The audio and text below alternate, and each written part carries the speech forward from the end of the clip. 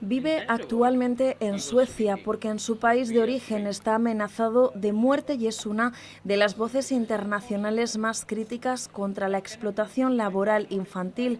40 años defendiendo los derechos de los niños en países de Asia, África y Latinoamérica. Su lucha contra la esclavitud en el trabajo se remonta a finales de los años 60 y cobra un giro especial en los 90, cuando conoce a Iqbal, un niño de 10 años que después de vivir explotado en una fábrica de alfombras desde los 4, consigue huir. Un día Iqbal decide asistir a un mitin sobre derechos humanos y conoce a Ehsan. There were many children, but one child who was about 10-year-old. Había muchos niños, pero uno que tenía unos 10 años estaba sentado y ocultaba su rostro con las manos.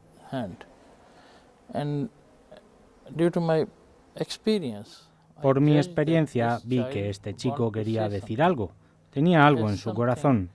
Lo llamé y empecé a hablar con él.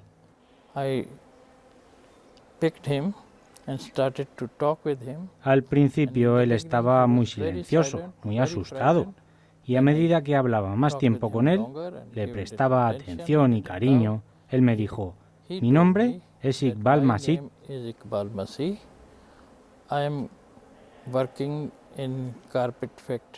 Trabajo en una fábrica de alfombras desde que tenía 4 años. Ahora tengo 10. Soy cristiano, católico y soy esclavo.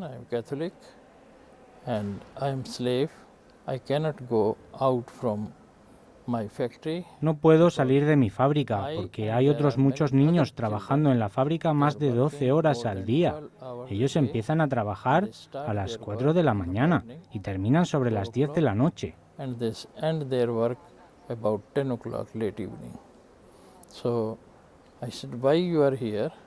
Yo supe que estabas aquí. Quiero educación.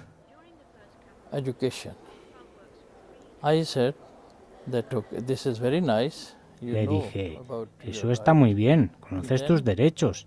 Y entonces le pregunté si subiría a un escenario a decirle a la gente, a los niños que estaban allí sentados, que él era esclavo.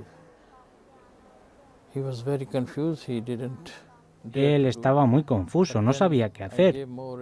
Entonces le di más ayuda, ánimo. También los niños que hablaban en el escenario le ayudaron a subir.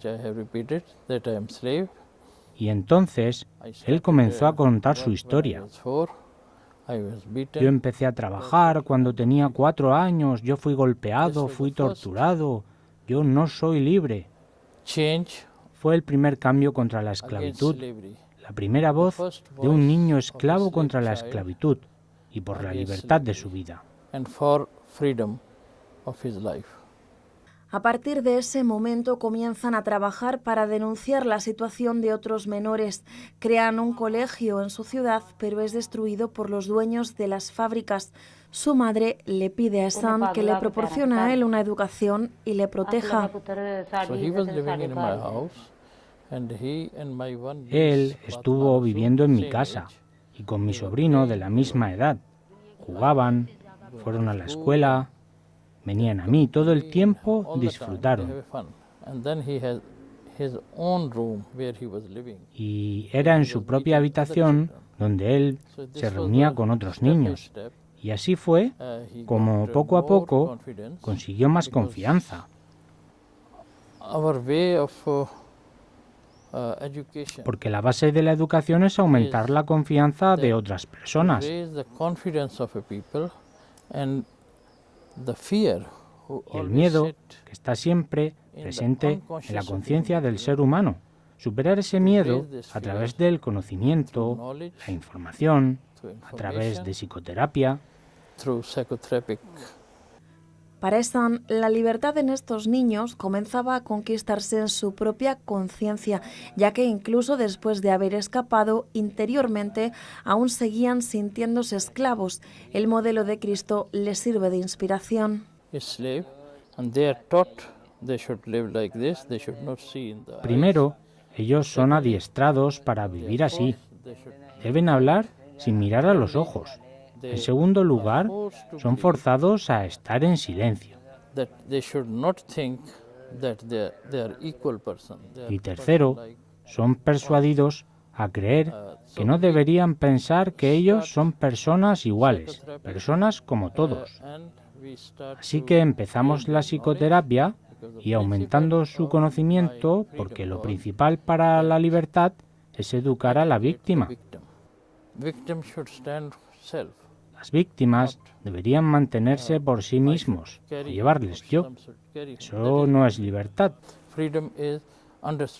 La libertad es entender, elevarse.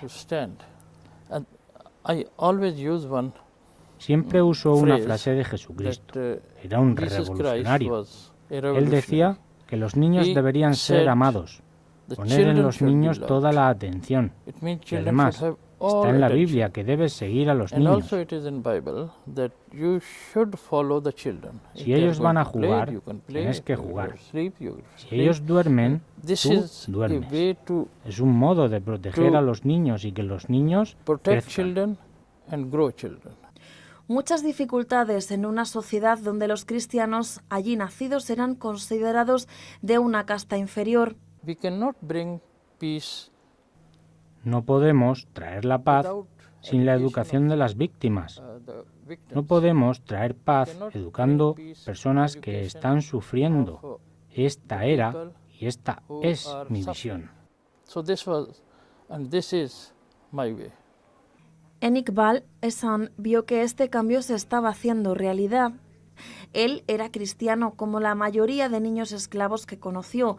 Su fuerza interior, a pesar de la edad, le llevó a levantar la voz en Pakistán y otros países donde fue capaz de despertar las conciencias para denunciar la situación de esclavitud que seguían viviendo muchos niños. Él era un niño muy bueno, pero cuando le encontré, él estaba asustado, silencioso. No era capaz de expresar su personalidad. Pero con la maduración llegó a ser una persona muy fuerte. Creció como una flor. Toda su personalidad se extendió por el mundo. Y cuando fue crucificado, él fue asesinado por la mafia. Su voz se extendió por todo el mundo.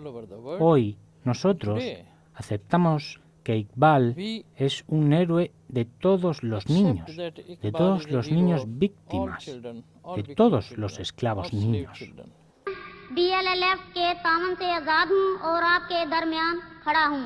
Viajó hasta América y con su fuerza habló a académicos y estudiantes sobre la responsabilidad de Occidente en la esclavitud infantil en estos países a través de las multinacionales.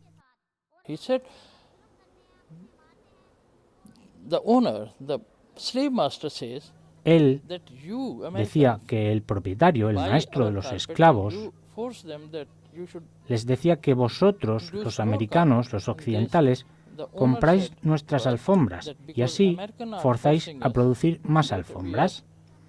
Y los propietarios nos dicen que los americanos, los occidentales, nos están forzando a usar esos niños en la producción y son responsables.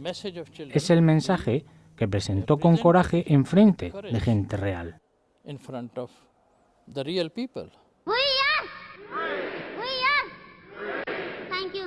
Una denuncia que a veces es silenciada por muchos intereses. Sin embargo, los creyentes están llamados a ir más allá de lo establecido. Para Ehsan, el mundo debe escuchar en este sentido la voz ahora del Papa Francisco. Oggi ricorre la giornata mondiale contro il lavoro minorile. Rinnoviamo tutti uniti lo sforzo per rimuovere le cause di questa schiavitù moderna che priva milioni di bambini di alcuni diritti fondamentali e li espone a gravi pericoli. Oggi ci sono nel mondo tanti bambini schiavi. Papa Francis, that he is the only person in the world just now. El Papa Francisco que es la única persona en el mundo ahora en lo alto que está hablando contra la esclavitud, contra cualquier tipo de esclavitud, contra la producción de armas. No hay otro. Yo en la comunidad musulmana no encuentro a ese líder. Es una persona que realmente está abriendo la parte oculta de la Biblia, cubierta por trasfondos históricos del cristianismo. Es la persona que está elevando la voz de la libertad,